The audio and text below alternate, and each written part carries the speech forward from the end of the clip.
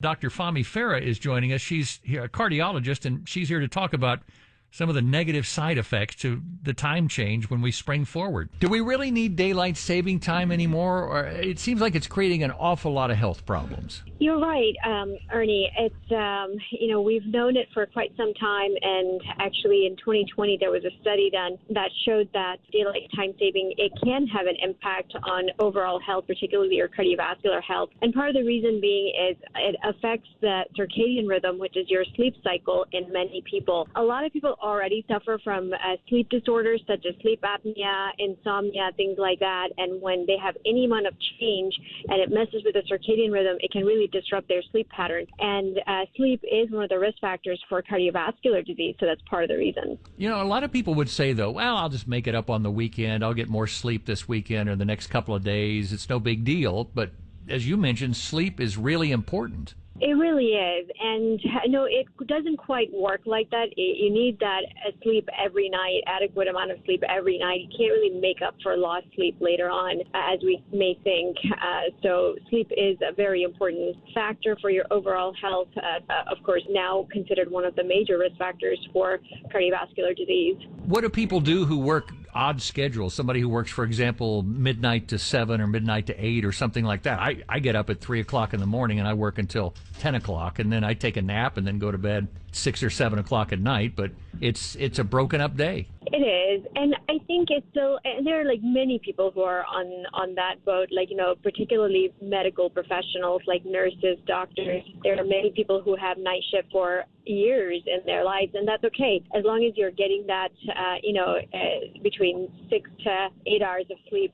And unfortunately for those folks who are working at night, they have to make it up during their daytime. But that's how they've adjusted their circadian rhythm. There's a pattern there. It's not erratic. What happens to you if you don't get enough sleep? What ultimately takes place in your body? So when you're not getting adequate sleep, it really weakens your entire immune system as well as your whole body. So inflammation rate goes up. Your body's ability to fight and heal goes down. And as a result, from the daily degradation of things like, your antioxidants, not antioxidant, but the oxidizing factors, they go up. And so it actually damages your vascular system, and that healing process is not taking place because our body really heals during sleep. And with the inflammation markers going up, it can damage our vascular system and increase the risk of stroke and a heart attack. This is important information, but it seems like I read all the time about how people around the world aren't getting enough sleep. That is correct, yes. I think there's something going on there. A lot of reasons, actually. People under a lot of stress. There are a lot of people who are traveling. As we just have erratic schedule, some days they're doing night, some days they're doing daytime, and so it really disrupts their sleep pattern. So overall, insomnia rates are high. So when we talk about not getting enough sleep and people say, well, you gotta power through it. Can you power through it? Does a daily nap help? Naps do help. It helps give you that energy back, a little bit of a boost of energy to get through the day. But, honestly, nothing makes up for that lost sleep, to be honest with you, that solid, 6 to 8 hours of sleep at night. Or, if you're someone who works at night during daytime, I don't think it quite makes up for that lost sleep. Dr. Farah, can you, as a cardiologist, when somebody comes into your office, can you look at them and say, you're not getting enough sleep?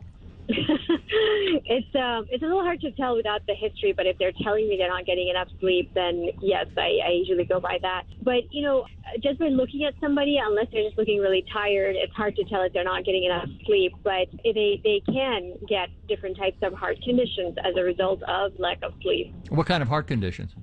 A lot of different things, when it comes to inflammatory markers, they go up, increases the risk of heart attack, heart disease, and, risk factors go up, like high blood pressure, for example. If you're not getting adequate sleep, your blood pressure is going to be a little bit on the higher side, and high blood pressure is a major risk factor for heart disease. And then sleep apnea, those who have sleep apnea, they're at risk for right-sided heart failure, which can cause shortness of breath, fatigue, chronic fatigue, swelling in their legs. So overall quality of life usually goes down with lack of sleep, along with risk factors for heart disease as well. Well, maybe we're getting to the point. I do know that a lot of states, the legislatures have voted out daylight saving time, and maybe we're getting to the point where we recognize that this is not necessarily helping us the way it once did. Right. I hope they do something about it, especially the spring forward part, because you're actually losing an hour, so that doesn't help. Yeah, no, it definitely does not. Dr. Fahmi Farah, cardiologist, thank you so much for your time today. I really do appreciate it. Thank you for having me.